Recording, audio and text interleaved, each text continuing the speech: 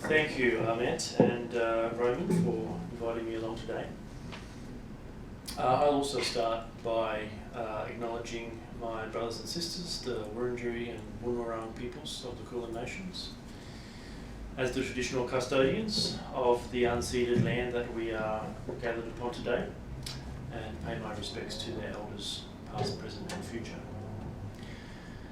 So it's going to be a fairly sort of wide-ranging discussion today, and hopefully we'll have some broad questions to ask about it.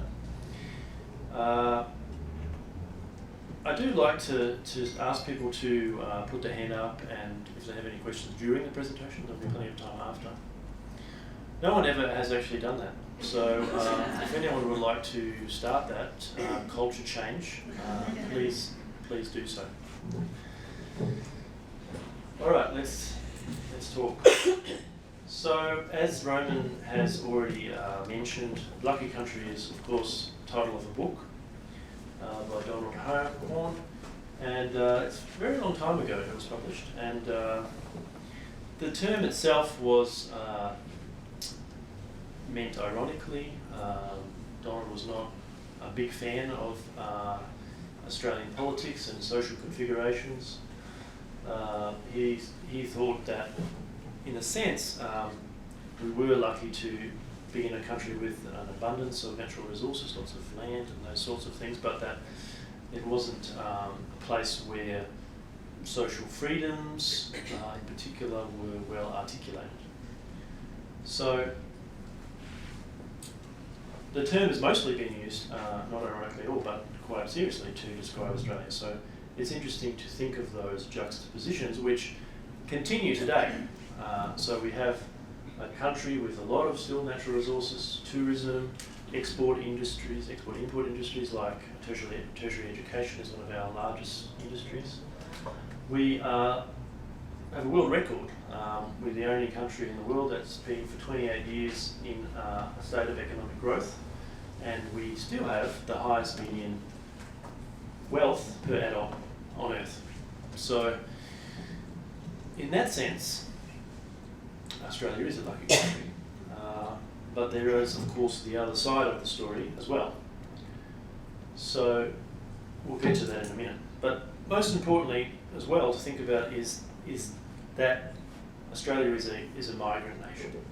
I'm not saying anything you don't know already, but it's probably one of the most, possibly the second in the world in terms of the sheer number of, or proportion of people, I should say, that are born overseas or have at least one parent who was born overseas. So it's a country built on, first of all, of course, colonisation, but then migration. A question. Who's the first? Israel. Yes. Very new country, so that makes sense. Yeah. So we have a lot of people from different places, and the mix of migrants are changing from a focus, of course, on England, which was very much a conscious choice for much of Australia's history, to broadening out to migrants from other parts of Europe, and now, of course, Asia, and a lot of migration from India and China in Australia in more recent years. So we have a high migrant cap. Migration, of course, is very important for the economy. It adds significantly to our GDP, and that's a lot of the reason why migration occurs in many nation states around the world, is that it's really just vital to demographics in ageing populations and people who come here as adults and can take up various jobs.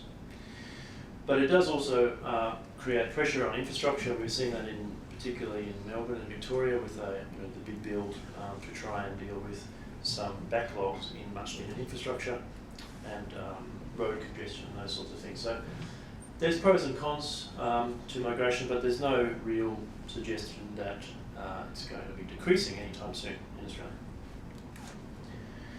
This is where we live on the world stage. I really like this graphic because it just illustrates very starkly where in the world people live. So there's more people living within that highlighted spotlight than outside the spotlight.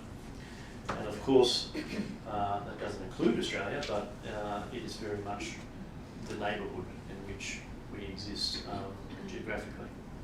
So India and China and those sorts of places where there's a huge population and population pressures.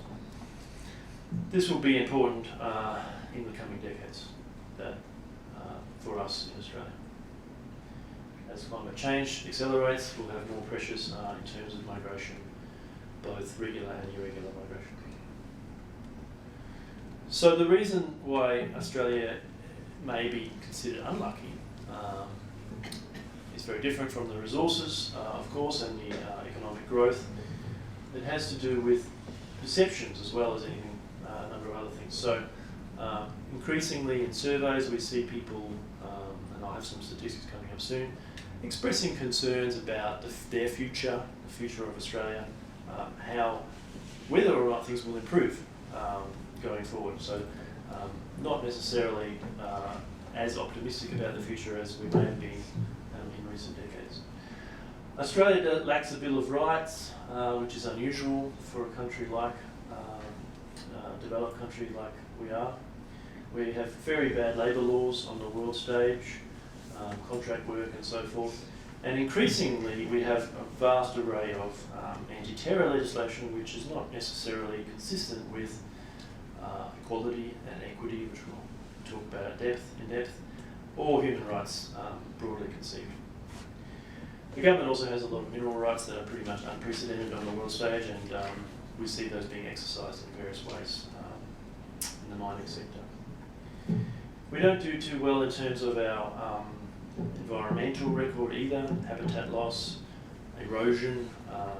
Obviously we're in one of the worst droughts Australia's had. Some estimate it as the worst drought in 800 years. So there's problems there as well, and increasingly social unrest to do with our very significant contribution to greenhouse gases. Not necessarily from our own consumption, but production of coal and gas and so forth that is being used around the world. So there's the kind of, I guess, the dual faces of the Australian nation state, lucky and unlucky at the same time. And this is what people think about that. So there's interesting survey data on perceptions of these sorts of topics. So we have, is Australia the land of economic opportunity where hard work is rewarded? We have quite a lot of people who agree with that, but in terms of the proportion of the population, but it's a number that's reduced somewhat over the last 10 years. Similarly, there are about 11% of people 12 years ago thought that their life would be worse in 3 to 4 years. That's gone up to 19% in 2017, so there's the opposite of the first statistic, I guess, but still a small number, but increasing. And quite an increase in concerns about crime in local areas over that period of time. So this is from the Scanlon Social Cohesion survey, and it's very useful in terms of understanding these perceptions of people's life situations within Australia. In 2014, we had only less than half of Australians thought that it mattered who was in power politically in this country on the federal level, and only 6% had a great deal of confidence in the federal parliament. So like interest rates, that could go down further, but not by much. It's a very low level of confidence. So trust in the federal government to do the right thing fell by 10% over that time in that, so once again, that Scanlon survey. More than 80% of Australians are now concerned about climate change and the impacts that it will have, in particular on their living standards, where they actually live, and the houses that they live in.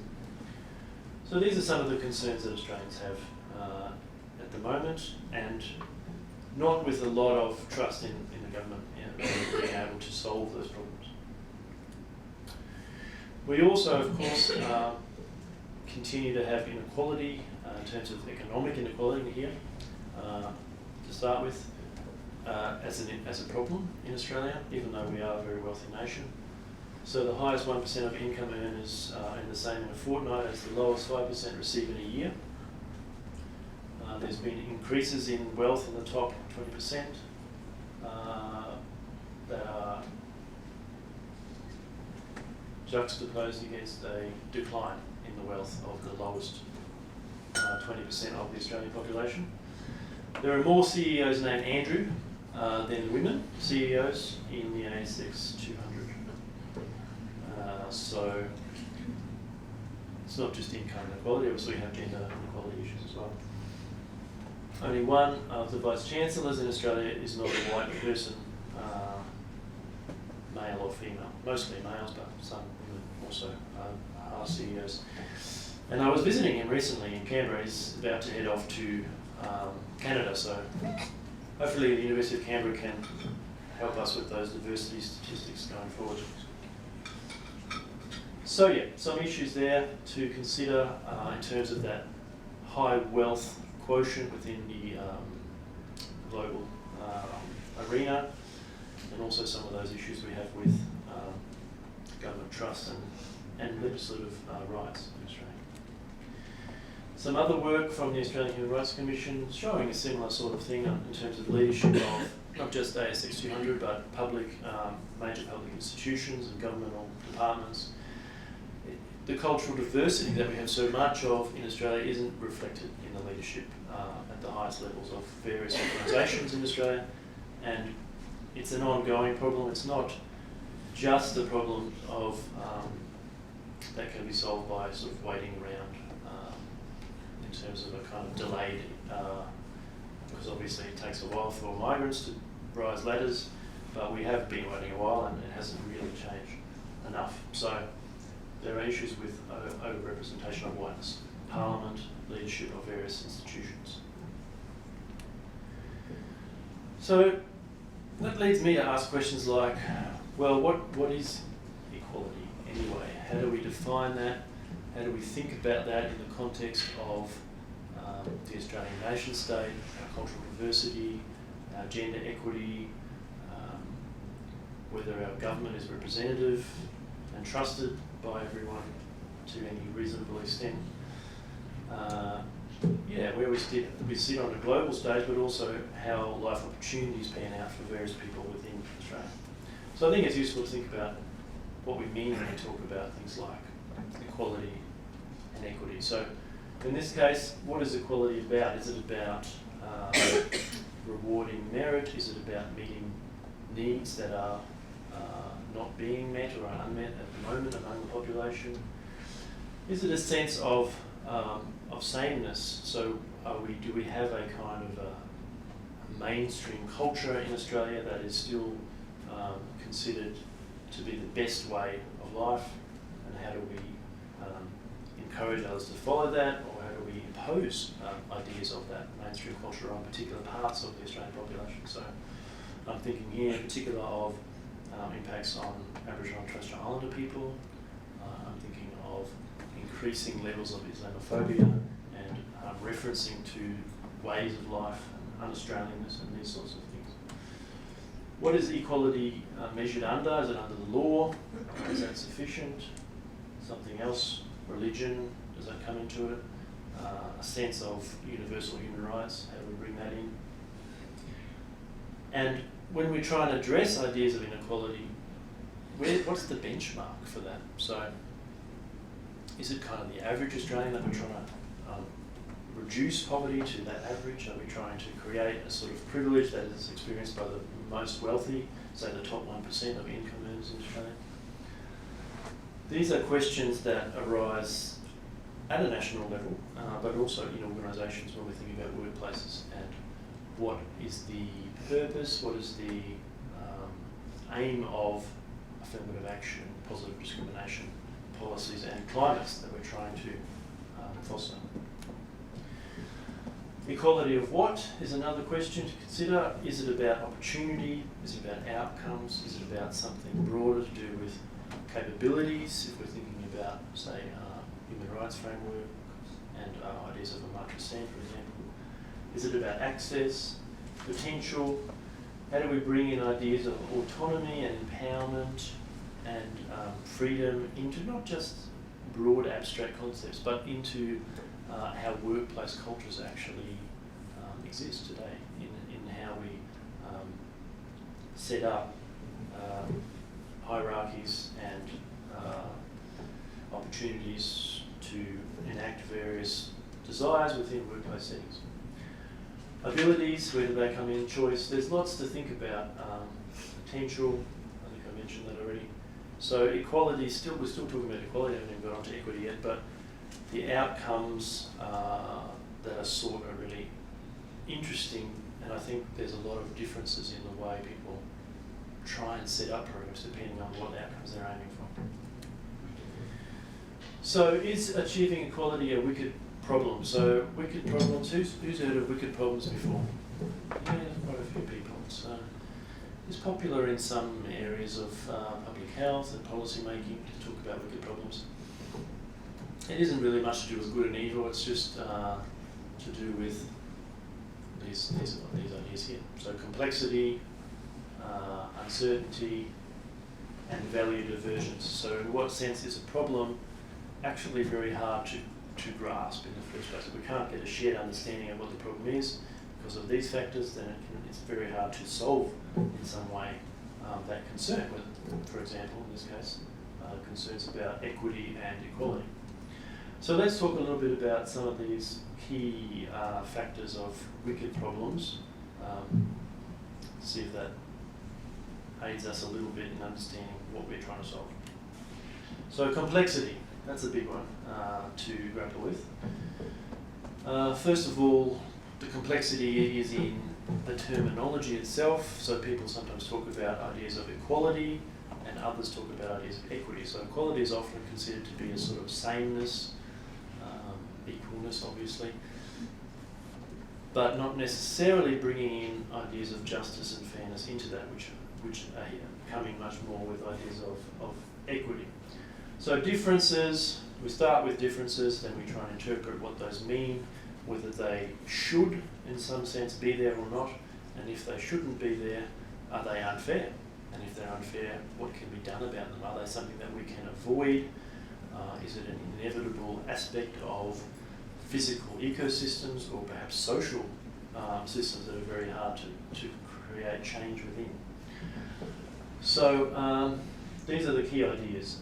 The other idea that's important is that sense of choice and autonomy in the sense of what choices have people made from what positions of power or autonomy or freedom that have brought about differences in our society. Is that choice that's taken something that's important in considering disadvantage, for example?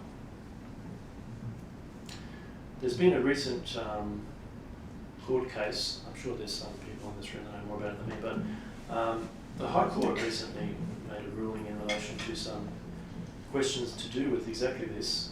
It was about remote Indigenous communities, remote Indigenous peoples within those communities, and the use of book-up systems at stores within those communities. And the question really was about whether it's okay for store holders, owners of those shops, to kind of control the finances of people within those communities, keeping hold of their key cards and so forth, in a way to facilitate purchases within those stores. And it was very, the decision was made in the end that it is okay for them to do that, but the dissenting views were very, very different, and there's a lot of the basic problem that was being grappled with there was, in what sense do people have the power to make those choices? It's okay for people to make choices about their finances, but is it okay for them to give those choices to others? Is that a choice about choices? That's okay. And it's a very interesting case. I would recommend having a read of it, the analysis of it, and it's relating very much to Indigenous people's ongoing concerns with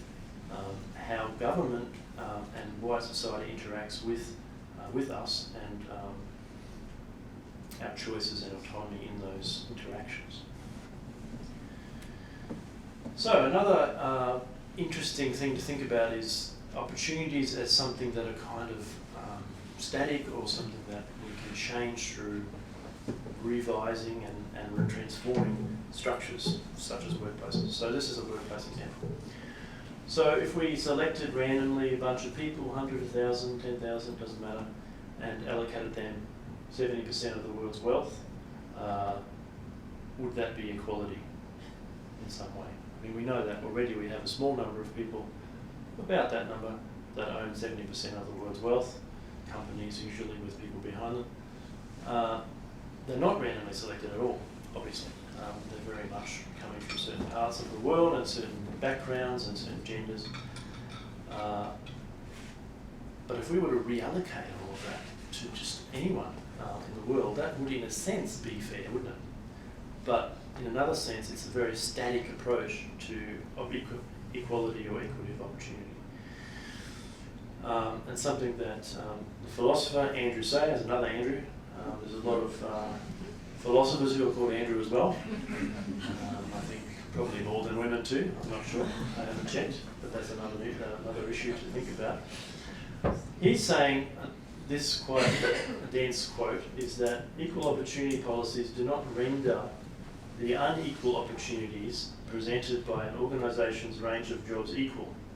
They merely try to make access to these unequal opportunities discrimination-free. So his point is that you can reallocate, you can randomise whatever, where people sit within structures, within organisations, but that doesn't make the organisations fair or just, because the way they're set up disadvantages people in certain roles and advantages others. And it doesn't really matter in a sense who's in those roles. The roles are not fair in themselves. So social justice, that brings us to ideas of social justice. What is social justice? How is that something that's perhaps a little broader than equity and equality, something more transformational perhaps in that sense of what organisational structures look like? So there's basic needs, there's hierarchies of needs, there's ideas of dignity and respect and equal worth which come into the human rights discourses very much. Then there's ideas of access to resources and opportunities as social justice. How are people achieving outcomes in life that are based on merit, on need or effort, rather than just luck? You know, the luck of being born into Australia. Like I hear people often in racist discourses talking about how you know, it's not okay for just anyone to rock up to Australia and expect to live here. We have borders to defend and those sorts of things. And I often ask them, just, you know, I'm interested in your resume. What did you do before you were born to be able to live in Australia? Must have been good, because here you are, right? It's a merit-based thing, right, where you're born? Or is it just luck? Because that's the difference between people who are born in Australia and those who weren't. Some are lucky and some aren't. So, esteem, status and privilege, hierarchies. You know, we have hierarchies everywhere in our society. Some would say it's overdone. I'd be one of those people. How do they work? You know, who gets to be at different positions within those hierarchies, and how does that relate to their capabilities and their ability to participate, which we'll get to in a second with the theory of social justice. So then the question is how to change things which are unjust in a social sense. Is it about redistributing resources through that randomisation, say, of who gets all the wealth? Is it about recognising people more deeply and their needs to perhaps be different to mainstream culture? Or is it about how we are represented, for example, through our representative democracy? Are there better ways for us to achieve political participation? And then there's other types of justice that people talk about. There's procedural versus distributive justice. So procedural justice is very much premised on the fact that the status quo is fine. We have ways that things are done. If we follow those ways, those procedures, things will be fair. So we have ideas of equality of opportunity that come into that. positive freedom to pursue goals, individual rights, private property rights are very important. It's a kind of neoliberal sense of justice. Distributive justice is very different. It's about how can we create more equal outcomes. It's about that redistribution of wealth and opportunities. It's more critical of current neoliberal systems. So there's another, often people do talk about the difference between procedural and distributive justice, and these are some of the kind of ideas behind them. But you can get much more interesting in terms of justice. More philosophers can be brought to bear on this problem. This is what's called, this is Rawls' theory of social justice, and it is much more radical than distributive justice even. So he's saying that everyone has certain liberties as long as they are not impinging on others' freedoms, if that makes sense. We should have those liberties. And he talks a lot about equality of fair, it's called fair opportunity. There's too much to go into, but essentially he's interested in equality of opportunity for people to pursue their life goals. And what he's saying is that it's okay to have inequalities in societies and economics, but only if those inequalities are there in a sense to benefit the collective. So what he's talking about there is really is hierarchy. It is okay to have hierarchies as long as the leaders within those hierarchies are actually there to benefit everyone, or perhaps those who most need to be benefited. And the most important part about his theory is that all decisions about inequalities, about advantages, about hierarchies should be made under what he calls the veil of ignorance, so that you make a decision without knowing what your position in that society is. So that if you disadvantage anyone in that society, it could very well be you. That makes a big difference to how people make decisions. So that's why I think, obviously this is an extremely popular theory that's been used also all around social sciences and legal settings. And one of those reasons is because of this idea of benefits for all through any sort of differences in position and the idea of the veil of ignorance. Of course, there are other ways of thinking about social justice that are not Western. All of these hopefully have been fairly Western. This is from a recent paper I found looking at Davos perspectives on social justice. They're very different ideas to do with opposition to exploitation and subjugation. That's important. Styles of leadership that are more about serving the common good, some relations to Rawls' ideas, and other ideas about objectless desires, non-coercive actions, balance between the self and others. I don't really understand all these things, but the point is that there are places to go if we're thinking about how to operationalise equity and equality and justice even within organisations. There's other places to go to think about that, including some Indigenous knowledge stuff, which I will get to as we go through the presentation. And importantly, there's a big difference between social justice and social cohesion. So we do talk quite a bit in Australia about social cohesion,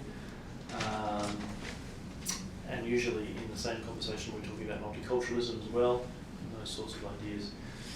But having a cohesive society doesn't mean it's just. It just means that people are pretty okay with the status quo, they're pretty okay with the hierarchies, the inequalities that we have. So it's about legitimacy of the social order that we have, all the social configurations. So cohesion can be high, but justice can be low. Justice can be high, but cohesion can be low, and all the other combinations of those are possible. They're separate things. They're related, but you can have combinations of all. Okay, the last part of the wicked problem sort of framework is value divergence. We're seeing that increasingly in societies. One example is, of course, the nature of work itself.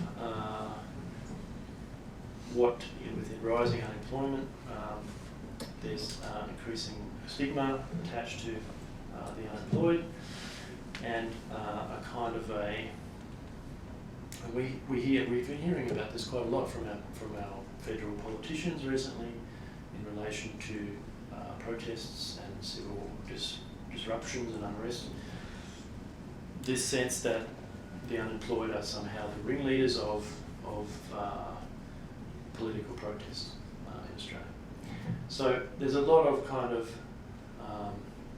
there's no recognition, of course, that unemployment is created by the economic system that we have. It's it's a fundamental part of our economic system, and it's not anyone's fault as such. Someone has to be unemployed, quite a few, and we haven't randomised that. So there are certain people who are, but it is fundamental to the system. So there's kind of these ideologies of I guess fake news about unemployment compared to the reality of what it's really about. That's one. The other one, of course, is the much more obvious rise of populism in the world. So right-wing populism in particular. There is a little bit of left-wing populism, but not much. And here we have examples. Anyone heard of Trump before? Yeah, here's one example. There's Bolsonaro. Does anyone know about Bolsonaro in Brazil? Yeah, so here's another, arguably worse than Trump. We have, of course, the still continuing drama of Brexit, and we have some small Australian contributions through our draconian policies towards asylum seekers. So populism is on the rise, and why is that? Well, here's a theory of why.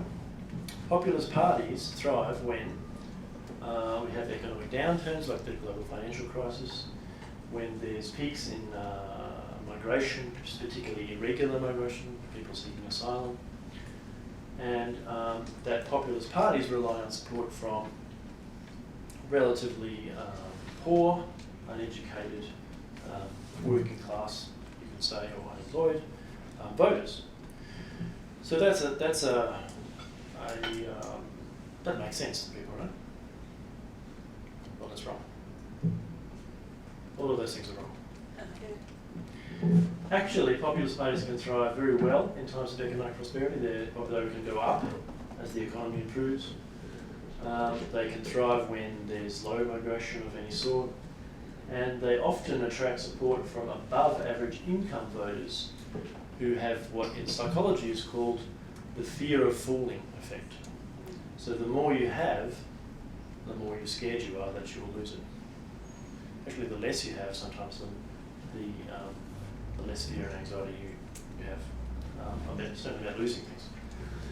So populist parties are on the rise, sometimes for those reasons we had before, but also for very different reasons among very different parts of the demographics of Western democracies. And we're likely to see more of those as we go by in the coming decades. Uncertainty, that's another one of the wicked problem fundamentals. Now, in terms of workplaces, which we're here to talk about in particular, we of course have the looming drama of automation. What is automation going to mean for workplaces, for working? How is it going to actually redefine what is the role of employment itself? So we're heading to, if we believe the stories about artificial intelligence, we're heading to a world where work will mean very different things to people, because it won't be able to be a link so clearly associated with economic subsistence, because we just simply won't have enough jobs for everyone to get money to buy what they need.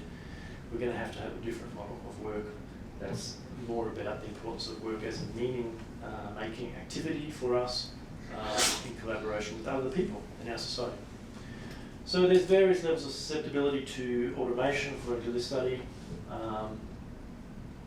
So, highly expert jobs perhaps are less likely to be replaced by robots, but there's lots of work these are percentages of all occupations in the US. There's a lot of work that is, at least to some extent, susceptible to automation. Now, there's some debate about whether artificial intelligence is going to take over the world or not. I have my doubts, but certainly there is definitely trends of rising automation over time anyway, so that's going to have some effect. So the future of Australia, there's another question to think about. I'm getting broader and broader here. We're not really talking about wicked problems so much anymore as global trends, which are hard to understand and solve as well. So in some senses they are wicked. So Australia is, in that place on the map which is so close to the majority of the world's population, but we don't have a lot of power on the global stage really. Militarily, politically, somewhat more perhaps politically, but we're quite vulnerable to this kind of trade wars, for example, that are happening right now between China and the US. We're vulnerable to, of course, as the only island continent, we're vulnerable to the impacts of climate change on our coastlines. And some people have suggested, such as former Defence Force Chief Chris Barry, that we're not really as isolated as we might think. And that's because all those people who make up most of the world's population live right next to us. And that he is saying that by 2050, we could have 100 million climate refugees here in Australia. So that's going to cause some changes to the asylum seeker policies, I would suggest. They'll be very interesting historical museum pieces. So nation states themselves are under threat in this world. There's reasons that we can think of in terms of climate change, in terms of peak oil production. Those are the main things really. The free, what's sometimes called the fossil fuel age is coming to a close, and it's created a lot of problems in the meantime, but it's allowed for some decades, centuries, vast growth in the level of human societies in which they're organised, up to the nation state and global level with the United Nations and those sorts of things. But if we look at the OECD reports, we can see that what are called fragile nations, in other words, nations that are falling to bits, are on the rise. So there were 18 in 2005, and last year there were 58 nations considered in danger of dissolution. If this trend continues in a linear fashion, it's been reasonably linear so far, there won't be any nation states left by 2060. And they're not very old. They've only been around since the 19th century, so they're probably not going to be a long-lived way of organising human societies. But of course, the disruption that creates will be enormous. So, Australia's a nation state, a very stable one, but there are fewer and fewer of those as time goes by. Then we have the future of the earth. So this is the great quote by Mahatma Gandhi. Western civilization is such that one has only to be patient and it will be self-destroyed. Absolutely correct, as noted in 1909. Unfortunately, what he didn't really consider or provide a pithy quote on is the taking down the planet with you approach to Western civilization collapsing. That's what we're facing. So we have, obviously, we're in the sixth mass extinction. 60% of vertebrates and insects have been wiped out since 1970. The trees are not doing well either. And we're heading for 4 degrees of global warming by the end of the century. And Australia is probably the most likely to be affected by global climate change of all the developed nations on Earth. Of course, there are many other nations who are going to have much worse problems. But it's not a good place to be. Extremely susceptible to droughts and extreme weather of other sorts that are going to cause a lot of problems. So this is the uncertainty. It's huge. So we can't solve all those problems within workplaces, probably very few, but there are some ideas on what we can do. So one of them is to think about, well, we still have global governance of some sort. There's the UN SDG, so United Nations Sustainable Development Goals. How can we work with those in Australia? What is it about decent work and economic growth that we can actually promote? So we're talking about sustained, inclusive economic growth, full and productive employment, decent work for all. This is another word that hasn't come up in defining equality and equity, but decent Isn't it a bit of a low bar to set, but we haven't reached it yet. So, and how can we work those ideas in with other important SDGs like affordable energy, green and clean energy, sustainable cities, and responsible consumption and production. So all of these are related to, I guess, the idea of sustainable working conditions for people, sustainable workplaces, sustainable employment, sustainable companies that are really, and we've seen recently some interesting increases in understanding of the economic impacts of climate change. So recently the Business Council of Australia came under fire from some major investment groups who basically are just saying, you know, we have shareholders and shareholders want to make a profit. And if you don't pay attention to climate change, your company will go bankrupt and shareholders won't be happy. And so climate change becomes just a basic business imperative. You know, what is the future of this company? What is your responsibility for ensuring a future that is about more growth and more profit, and how can you do that without taking into account the impacts of climate change? So there's easy stuff, there's low-hanging fruit, and that is, of course, diversity training. This is a very comprehensive review by Sandra Kalev, who's one of the leading experts on diversity training. And she tells us how we can do diversity training well in organisations to promote equity and equality and justice. So there's ways to do it well. It's about voluntary training, it's about diversity task force, it's about creating diversity within teams, you know, at all levels of the organisation, through cross-team work, through the composition of teams within particular divisions and groups. Yeah, there's a lot of good stuff there, and she tells us what doesn't work, which is grievance systems, testing, mandatory training. So there's good advice. There's quite a developed literature. So this we can draw from quite easily in that traditional sense of what can organisations do to understand diversity better and promote it. But there's more as well. So there's new work. I was at a forum recently with Health West, in western suburbs of Melbourne, and they talk about workforce neutrality now, as opposed to diversity. And they think of that really in a quite radical way, which is about what is their community? So how can they be mutually in tune? How can they resonate with the local communities that they serve? So what they're basically saying is any old diversity is not enough. We actually want to be part of the community and want the community to be part of us. So it's a mutual relationship of benefit between them and the community.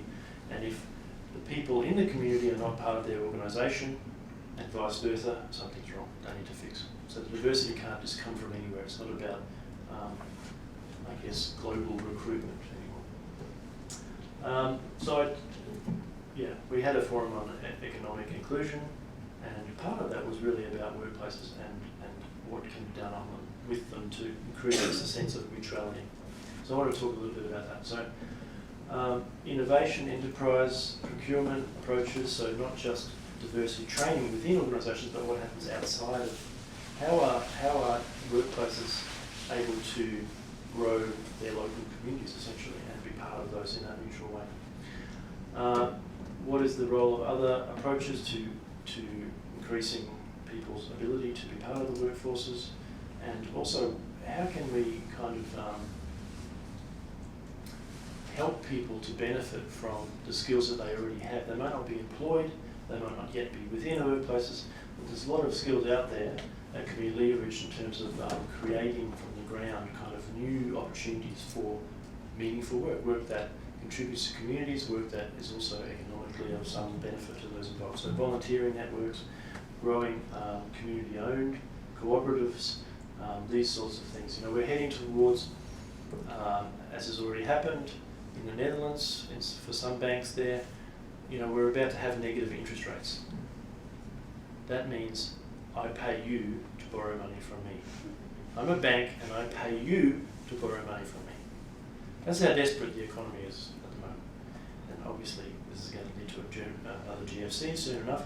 But in the meantime, there's opportunities to grow through lending to people who are paid to lend that money from banks. This is an example of some of the cooperative work that's going on in Melbourne. There's more of them.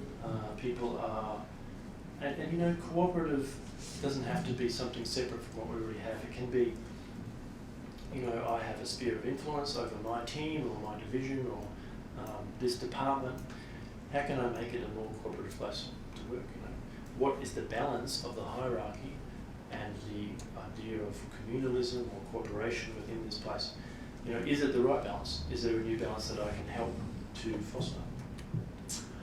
Other approaches, so I mentioned lending, I mentioned, I probably didn't mention circular economies, but there is a lot of opportunities to create kind of economies that, you know, are more closely aligned with the local communities that they serve, whatever size of community that is. It can be a suburb, it can be a nation.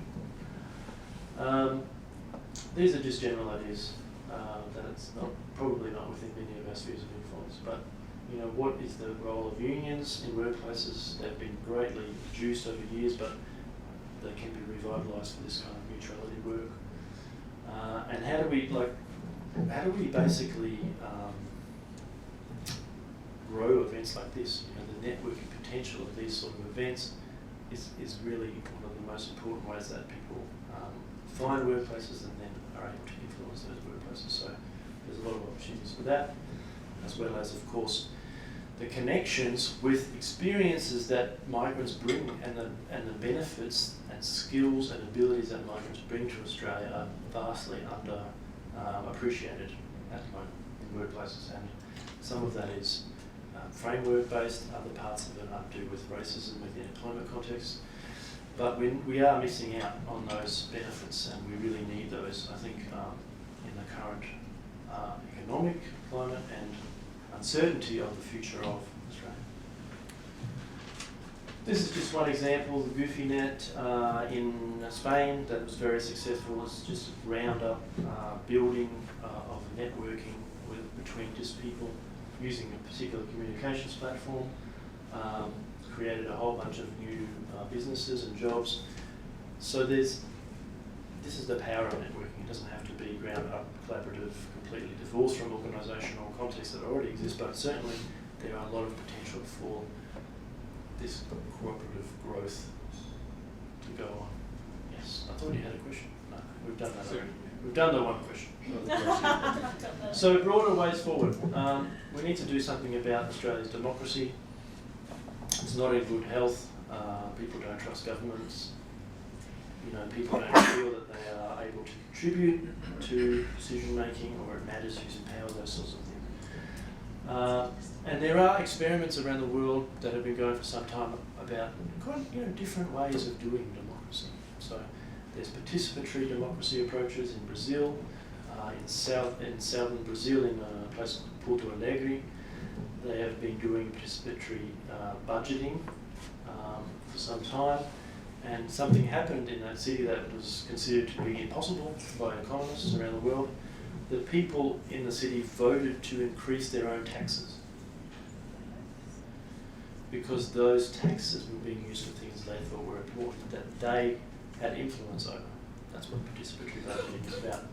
A lot of great stuff has happened in Iceland, including some responses to globalisation and financialisation that have been very courageous. And in China, you don't think of China as a place that's a bastion of democracy, but they have a lot of really local level work that's called deliberative democracy that's quite well advanced and influential in local decision making within particular provinces. So there's ways of thinking about equality and equity and justice in a political sense that could revitalise our representative democracy in some ways that will hopefully increase the confidence from 6% to a higher number in terms of the federal government, for example. And finally, just to mention organisational values. A lot of corporate and public sector organisations have values. Here are a sort of representative example of some of those. There's nothing wrong with these values. Responsiveness, integrity, impartiality, accountability, respect, human rights, leadership. They're good values. But there's other values that we could add to those. There's kind of, I guess, drawing from Indigenous knowledges, and I haven't talked about Indigenous knowledges as much as I may have intended to. It's implicit through some of this, but just thinking about other cultural approaches to this kind of work of diversifying, of mutuality, of rethinking participation within and between and around society, within organisations. Here's some other values you could add to those kind of more standard organisational values. So as well as, not instead of, but as well as responsiveness, think about proactivity, as well as integrity, think about wisdom, impartiality, think about authenticity in our work. What about empowerment as something that's a little bit more, I guess, active than human rights, breaches of human rights, for example. Humility alongside accountability, collaboration as a form of leadership. We mentioned deferential leadership in one of those papers on Davos approaches to leadership. There's many ways of leading, and one of those is about collaboration. And compassion as well as respect. So bringing back the sense of organisations as places that are not just about kind of emotionless values, but bringing back affect and emotion into our work, and thinking about how we can become a more caring society, where we will probably, for various reasons, be depending on caring economies in our society much more as time goes by, due to ageing populations, due to economic troubles, ecological challenges ahead. And that actually is the end of my time. So, thank you.